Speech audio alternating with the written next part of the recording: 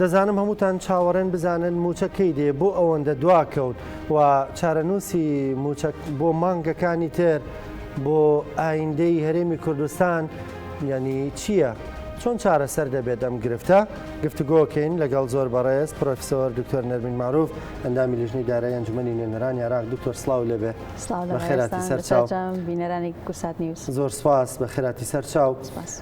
دکتۆر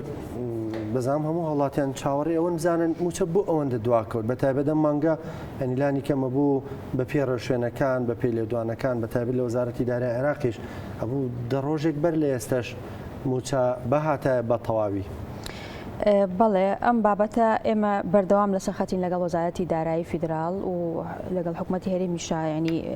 چکە بابەتەکە دوولایەنەیە بەداخەوە موچەی مانگی هەشێشا نەدراوە کە لەلایەن حکوومەتی فیدرال موچەی مانگی حوتە لەبەرەوەی بە نیسبەتەوەنەوە موچەی مانگی هەشتیان ناردووە بەڵام حوتیان نەناردووە بەڵام ئەوە بوو ئەو بڕەپارەی کە ئەوان بۆ موچەی مانگی هەشت ناردیان هەرێمی کوردستان بۆ موچەی مانگی حوتدا بەشی کرد. ئەو لە دوو هەفتەی ڕابردووشان نزیکەی 570 ملیار دیناری تر هاتووە لە بەغداوە بۆ موچەی مانگی هەشت بەڵام ئەو بڕەپارەیە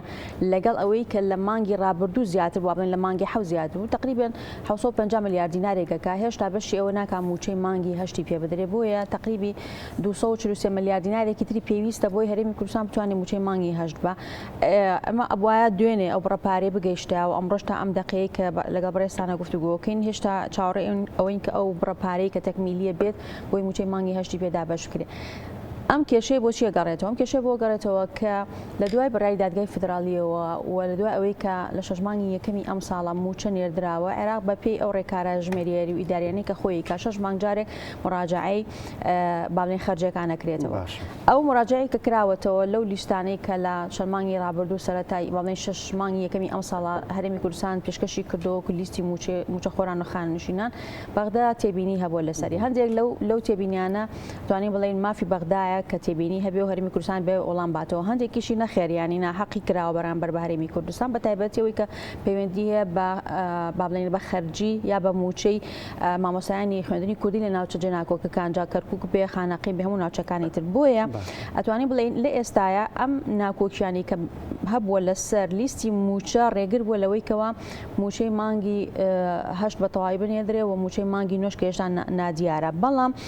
یەک خاڵ لێرانە زۆر گرنگە هیچ کام لە موچانە نافۆتێ ڕاستە دواکەوتووە و بەداخەوە کوتم ینی لەسەر خەتین چەند ڕۆژش لەگەڵ وەزارەتی دارایی فیدراڵە بەڵام ئەوەیە هەموو موچەکان مسۆگەرە تا کۆتایی ساڵ لەبەرەوەی کە تەخسیسی بۆ دانراوە شتێکەیە لە ناو بودجێکە پێوترێت تەخسیس واتە ئەو پارەی تەرخان کراوە نزیکی 13 تریلیۆن دینار لە بودجەی ساڵی 2024 بۆ موچە و بۆ فەرمانبەران و خانشینان بۆ هەرێمی کوردستان دیاری کراوە لە کۆی پشکی هەرێمی کوردستان کە نزیکی 20 ڕەنگە لە هەرێمی کوردستان نەبێت لە بەغداوە بنێردێ هەرێمە توانێت دابەشینەکە پشتی دیکە نەخێر بە هیچ شێوەیەک لەبەرەوەی کە هەموو ئەم پارانەی کە لە بەغداوەیە لە هەرێمی کوردستان هەر هەمووی مراجعەکرێتەوە هەمووی وردبینی بۆ کرێ و راپۆرتەکان دەدرێتەوە بە لیژنەی دارایی پەرلەمان لەبەرەوە بە هیچ شێوەیەک ناتوانێت هەرێمی کوردستان ئەو پارەی خەرج ناکات بەڵام وەکوتم تەخیربوونەکە پەیوەندی هەیە بە ئەو قەوائیم و بۆ لیستانەی کە نێردراوە بەغداوە کوتم هەندێکی لەو تێبینی هەبوو لەسەرەوەی کەوا ناوی دووبارە هەیە ناوی لێکچوو هەیە بایۆمەتری تەواو نەکراوە بەشێک لە موچەخۆرانی خانشینان بایۆمەتریان نییە بۆیە ئەو پارانەی کە ڕاگیراوە پەیوەندی هەیە بۆ تێبینانەی کە بەغدا هەیە بۆ لەسەر لیستی موچە کە لە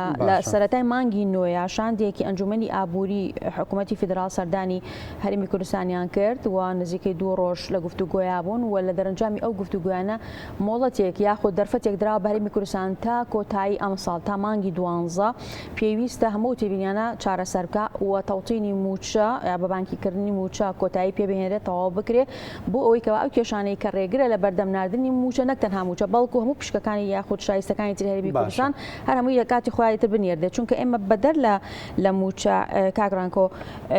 هەموو پشکی هەرێمی کوردستان زیاتر لە 20 تریلیۆن دینارە بەڵام ئەوەی کە دیارە بابەتی موچەیەکە وەکوتم نزیکەی 13 تریلیۆن دینارە ئەوەی تری ئەو 7 تریلیۆن دینارە پشکی هەرێمی کوردستان لە بودجەی فیدراڵی بۆ بەڕێوەبردننی دامودەزاکان کە پێوترە بودجەی تەشغیلی بودجەی با بڵێن مسەجەماتی سلاحی و و خەدەمی و هەروەها بەرهێنان و تەنمی ئەقالیم و پترۆدۆر هەموو ئەمانە ئێمە مستەفید نەبووین لێ لەبەرەوەی کە کێشەی سەرەکیمان لەگەڵ بەغدایە لیستی موچەیە هەر کات ئەم لیستی موچێ پاکرا کۆتایی پێهێنرا بە بانکیکردن ئەو کێشانە نەما ئەو کاتە هەرێمی کوردستان دەتوانێت بشتی خۆی لە خەرجەکانی کەش وەربگرێت. گەشتبینی باتنی ئەو لیژنانە ینی تۆ پێ دوایەمانە بۆ چارەسەری حەقیقی لێرن تۆ پێ دوایە موچە چارەسەر دەبێت بێکجاری بەم ڕێگانی هەرێم خۆی موچە ئەبێ چارەسەر بێت لەبەرەوەی کە دوو فاکتەر زۆر گرنگە لێرانەیە ڕەنگە لە کاتی کەشە ئەمان قسێمان کردبێتەوە یەکیانەوەیەکەوە بڕیارێکی دادگای فیدرالی هەیە بڕیارەکانی دادگای فیدرالی ئەوە بات و مولزیمە بۆ هەر دەسەڵات و بۆ هەر جهتێکە دەربچێ ئەبێ جێبەجێکە مەجای مشتومڕی تیانە بڵێ نایکەم ئەبێ جێبەجێکە ئێمەش لە 21 مانگی دوی ئەم ساڵە بڕیارێکی دادگای فیدرالی هەیە کە تایبەتە بە موچە بزات بە موچە کە حکوومەتی فیدرال و هەرێمی کوردستانی پابند کردووە بەدەستەبەرکردن و دابشکردنی موچەی موچەخۆران و بە بانکیکردنی موچەی موچەخۆران و کۆمەڵ التیزاماتی تریش ئەمە خاڵێکی زۆر گرنگە کە لە بەژۆردی هەموو موچەخۆرانە لە پشت ئەم بڕیاری دادگای فیدرالیەوە بەگرنگ گێزانم بینەران تێبینی ئەمە بکەن بڕیارەکەی دادگای فیدرالی چۆن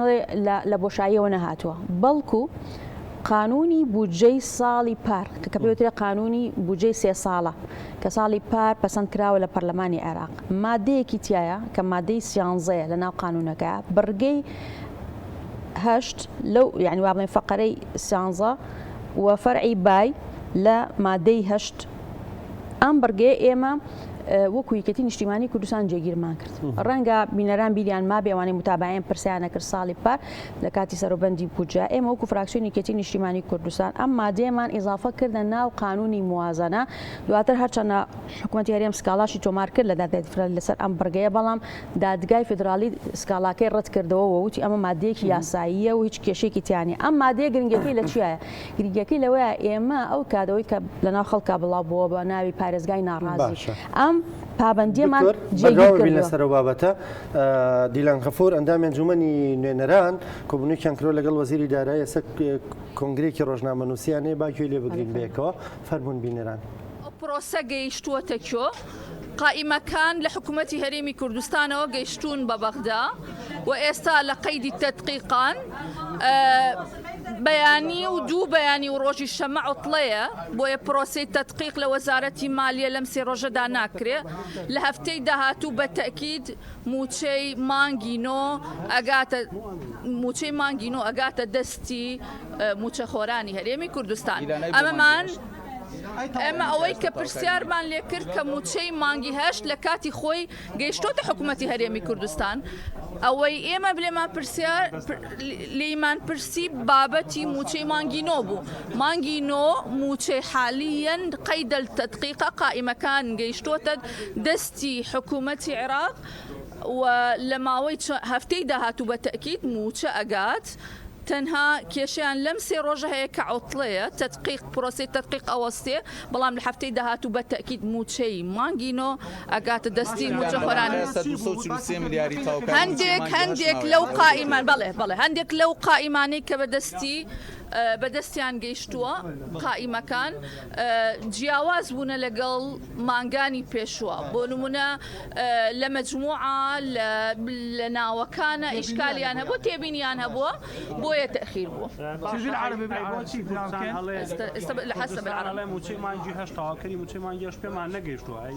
موچەی مانگی هەشت بە قسەی جەنابی وەزیر گەیشتووەتە دەست حکوومەتی هەرێمی کوردستان موچەی مانگینۆ قەیدە تەدقیقەوە لەم ڕۆژانە ئەگاتە دەستی باشە ئەو تێبینیانە چارەسەر بوونە بەڵێ ئەو تێبینیانەی کە لە ڕابردوو هەیان بووە بۆ مانگینۆ نەماوە بەس پرۆسی تەدقیقە لە چەند ڕۆژی داهاتوە لە چەند ڕۆژێکی بەڵێ هاوشێوەی پارێزگاکانی تر دابەشەکردن هیچ گرفتێک نابێت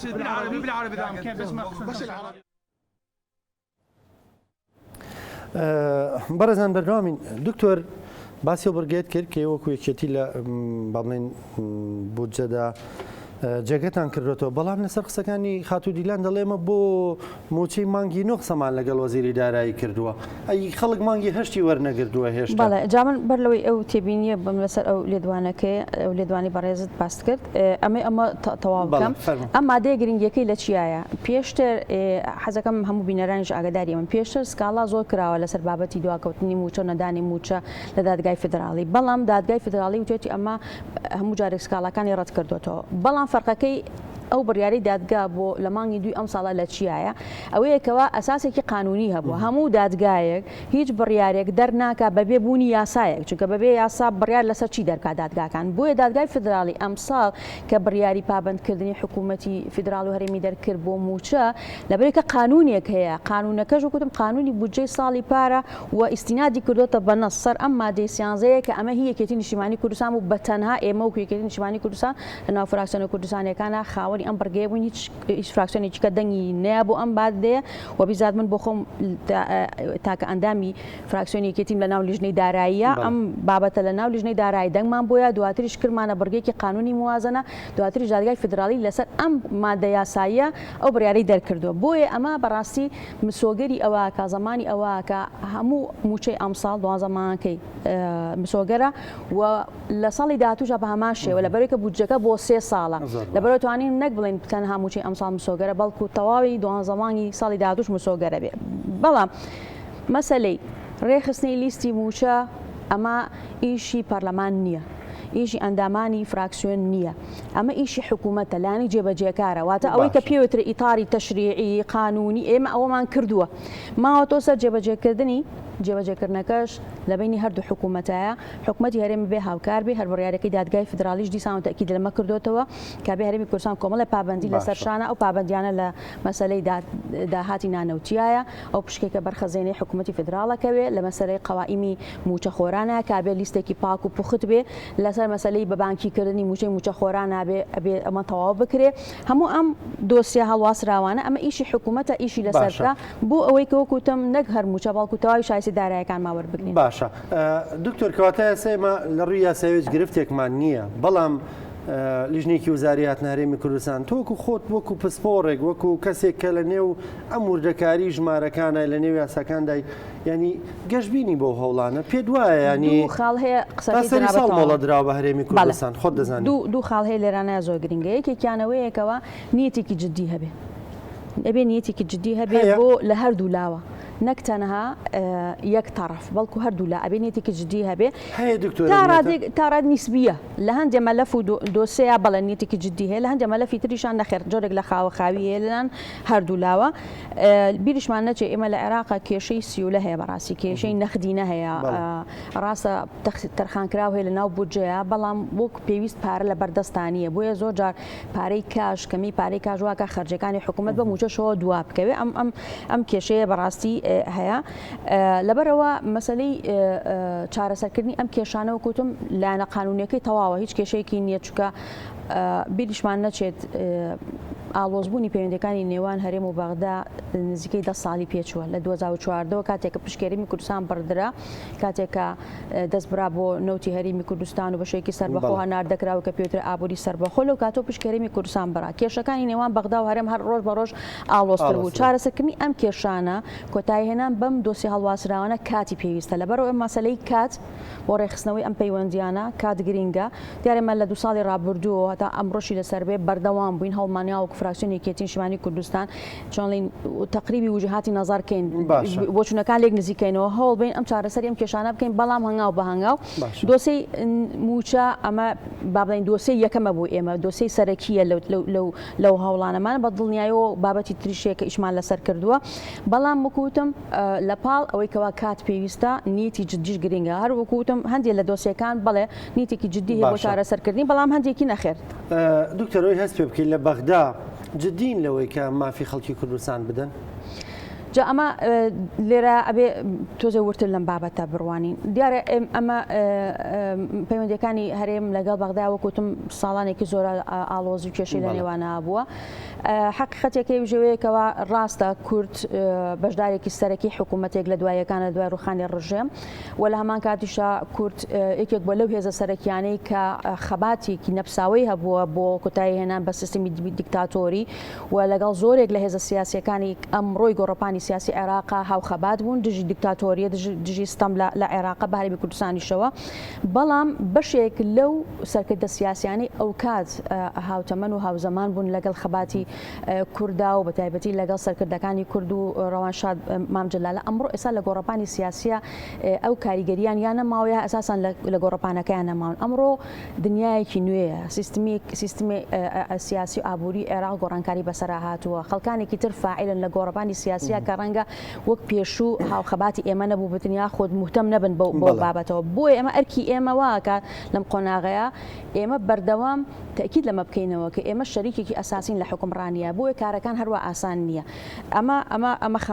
خاڵێکی تری ژەوەیە کە بەڕاستی ئەو وەکوتم لە سەرتاوە ئەو کێشانە ئەوەندە زۆر بوون ئەوەندە ئاڵۆزن شتێکی ئەروە ئاسان نییە بە هەوڵێک بە جارێک بە دوان خێرا کۆتایی پێبهێنرێ لەبەرەوەی کە بیرمان نەچێ باڵین کێشەکان تێکەڵی یەکتر بوون هەندێکیشی پەیوەندی هەیە بەوەی کەوا هەرێمی کوردستان وەک پێویست پابەند نەبووە لە ماوەی ڕابردوو یا خۆ پەیوەندیەکانی لەگەڵ بەغا بە گرنگ نەزانیوە بۆیە ئەمانە کاتی پێویستە بۆ چارەسەرکردنی بەڵام لە چوارچێوەی چیە لە چوارچێوەی دەستورە ئەو دەستورە کە مافی خەڵکی کوردستانی تا پارێزراوە هەرێمی کوردستان هەرێمێکی دەستوری بابڵێندان پێدانراوە لە ناو دەستوری هەمیشەیە عێراقا و ئێمەی کورد دەنگمان بۆیاوە بۆی ئەمانە توانین بڵێن کەرەستەیەکی باشە خەباتی ڕابردوومان ئەو دەستورە و کات بەردەوام ئێمە بتوانین لەو دەرچەوە بتوانین داکۆکی بکەین لە مافی خەڵکی کوردستان دکتۆر دەوترێ بەشێکیش لەو لیژنانەی کە دێن هەرێمی کوردستان زیاتر بۆ ڕازیکردنی دڵی لایەنێکەوە بە تێپەڕاندنی ئەم هەڵبژارنانەی هەرێمی کوردستانە دواتر ئەوەی کە لارزی واقعدا دەیبینین پێ ناچیوە بە ئاسانی کێشەی موچە چارەسەر بێت ناتوانە بڵێم واهیە ناشتوانی بێگومان کاریگەری ڕەنگە ئەوانە شای بێ بەڵام یەک شت هەیە عێراق بە هەموو کەم و کورتەکانەوە مە نەبێتە مەدەحکردن بەڵام دوجا دەوڵەتەکە مؤسساتیە ڕەنگە کاریگەری مثلەن ڕوتێکی سیاسی هێزێک لە دۆخێکی لە هەندێک دۆسیەیە با بڵێن کاریگەری هەبێ بەڵام دوجا دەوڵەتەکە مؤسساتیە واتە کار بە یاسا و ڕێساکانەکرا بە تایبەتی لە مەسەلە داراییەکانە بەڕاستی بە دوواداچوونی دیوانی چاودێری دارایی وەزارەتی دارایی بۆ ئەم پرسە داراییانە نەک تەنها بۆ هەرێمی کوردستان بەڵکو بۆ تەواوی عێراق دەوری خۆی هەیە بەڕاستی ناکرێ بڵین لە 100% سەرکەوتوو بن ئەوان بەڵام دوجار یاسا و ڕێساکان با بڵین بەشێک لە شێوەکان توانین بڵین جێبەجێ ئەکرێ بۆیە ئەتوانین بڵین ئەو شاندانش کە یەن یاخود ئارۆن ڕاستە ڕێگە وەکو پێویست ناتوانێت بێ حەسمی زۆرێک لەم دۆسیانە بکەن بەڵام تا ڕادەیەکیش ئیش لەسەر هەندێکی کراوە بۆ نمونە بابەتی باج کە لە نێوان هەرێم و بەغدا بابەتێکی زۆر ئاڵۆزە و یەکێکە لە خاڵەکانی ناکۆکی لە نێوان هەرێم و بەغدایە لەبەرەوەی کە بەغدا ئەڵێ هەموو داهاتی باج کە کۆکرێتەوە داهاتێکی سیادی دەچێتە خەزێنەی حکوومەتی فیدراڵەوە بینەما هەرێمی کوردستان داهاتی باج و داهاتێکی ناوخۆ تەماشاکە و بۆ خۆی هەڵەگرێ کەواتە ئەڵێ ئێمە ئەو پارێکەوەکو موچە ئەین بە هەرێمی کوردستان بەشێکی لەو پارێ سەرچاوەکەی باجە کە خەڵکی عێراق لە دەرەوەی هەرێمی ئاویانەوەتە دەرەوەی پارێزەکانی هەرێمی کوردستان کەواتە چۆنە بێ ئەوان بە داهاتی باج پارەی موچە بن بە هەرێمی کوردستان لە کاتێکە هەرێمی کوردستان هیچ بەشداری ناکات لە خەزێنە بە داهاتی باج بۆیە لە ماوەی ڕابردووە لیژنە هاوبەشەکانی نێوان هەردوو لە ڕێکەوتون لەسەرەوەی کەوا مەسلەی باج حەسم بکرێت چارەسەر بکرێت دکتۆرەی بڕەکەی وڵاتی زۆر گرنگە دەڵێن جیاوازی هەیە لە باج و غەرام و داهاتانی بەپێی ئەو ڕێکەوتنی کە کراوە لەم ئەخیرەوە تقریبا سەرەتای مانگی نۆ بوو کە ئێمە میوانداری دەستەی باجەکانی عێراقمان کرد بەڵێ ڕێکەوتن کراوە بەڵام جێبەجێکردنەکەیشان دەستی پێ نەکردووە وەکۆی ئەوان باسییان کرد لە مانگی 11 دەست ئەەکەن بە جێبەجێکردنی ئەو ڕێکەوتنە کە بەپێی قانونی ئیدارەی مالی ئەبێ لە 150 ئەو داهاتانە بگەڕێتەوە هەندێک لە داهاتەکان بگەڕێتەوە بۆ خەزینەی گشتی لە 150 بۆ هەرێمی کوردستانە بێت چونکە مادێکمان هەیە لە قانونی ئیدارەی مالی مادەی 29 ئەمە تەنزیمی ئەوەی کردووە کە داهاتی پارێزگاکان و داهاتی هەرێمەکان بە هەرێمی کوردستانیشەوە چەندێکی بۆ خۆیان بێت چەندێکی بگەڕێتەوە بۆ بەغدا اینجا ئێمە لە ماوەی ئەم چەند ساڵێکە وەکو باسم کە دابڕانەیە هەرێمی کوردستان زۆر دەستکاری ئەم یاسایانی کردووە هاتووە مەسەلەن باجی ئیزافەی زیاد کردووە نرخی باجەکان یاخود ڕێژەی باجەکانی زیاد کردو ڕسوماتی تری ئیزافە کردووە کردووە فەرز کردووە بەشێکی لەم گۆڕانکاریانەش کە کراوە لە دەرەوەی دەسەڵاتی پەرلەمان کراوە واتە حکوومەت وەکو ئەنجومەنی وەزیران بڕیاری لەمانەیەوە کەمانە هەندێک توانی بڵێن ینی مخالفەی یاسانیە بۆیە پێویستی بە پێداچوونەوە هەیە ڕێخستنەوە هەیە یەخستنەوەش هەیە واتە ئەبێ ئەم باجانەی کە بە تایبەتی و کورمانوەکو سیادی تەماشاکرێ بێت لەگەڵ حکوومەتی فدراڵە ڕێک بخرێتەوانێ بکرێتەوە بە هەمان ئەو ڕێژەیەکەوە حکوومەتی فدرال لەسەر هاوڵاتیانی فەرز کردووە بۆیە ئەمە لە ماوەی ڕابردووە ئیش لەسەر ئەم دۆسەیە کراوە وەکو بە ئێمە وترا لەکەیەوە مەیتر بە ئێمەوت لە مانگی یانزەوە ئەمانە چێتە بواری جێبەجێکردنەوەوانێ و ئەمە وردەکاری زۆری تا ڕەنگە دەرفەت نەبێت لە ئێستا باسیکەین ئەوەی کە ماوە خلاف لە بینی هەرێم و بەغدایە کە یەکێکی ترە لەو کێشانەی کە بربەستە لە بەردەم ئەوەی پشکی هەرێم بە تەواوی بدرێ مەسەلەی دەواازە سنووریەکانە لەگەڵ ڕسومی گومرگیە کە زۆر جار ئەمە لایانی بڵین بەرامبەر واک بڵین بەغدا باز لەوا کە کارێمی کوردستان ژمارەیەک دەواازەی سنووری هەیە کە نافەرمین و ئەمانە ئەو باجانەی لێ وەرەگیری یا ڕسومانەی وەرەگیرە ناچێتەوە ناو خەزێنە و هەرێم وەک پێویست داهاتی ناوخۆ ڕادەست ناکات و ئەو بڕپارەی کە وەکو یاوێتی بە خەزێنەی گشتی بڕێکی زۆ کەمترە وەکلەوەی کە لە یاساکای هاتوو ئەمانە کێشەی هەڵواسراون وەکوتم بەڵام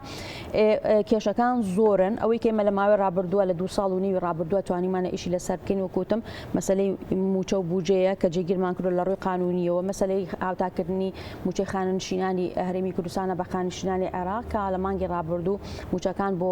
خاننشینی مەدەنی باوتاکراوی دابەشکرا بەڵام هێشتا ئەمە تەکمیلە نەبووە لەبەرەوەی کە هەندێک لایانی یاساکە هەیە لە کوردستان جێبەجێ نەکراوە بۆ نمونە مەسلەی تەمەنی خاننشینی مەسلەی سندوقی خاننشینی هەندێک بابەتی دۆسی هەڵواسراو هەبووە لە چەند ساڵی ڕابردووە پارەی گەرمی جوتیارانمان هەبوو کە لە 2014 و 15 و 16 نەدرابوو ئێمە ساڵی پار بە هەوڵێکی زۆر توانیمان ئەم پارەی بۆ جوتیاران بگێڕینەوە و بە هەمان شێوە یاسایەکە بوو تایبەت بوو بە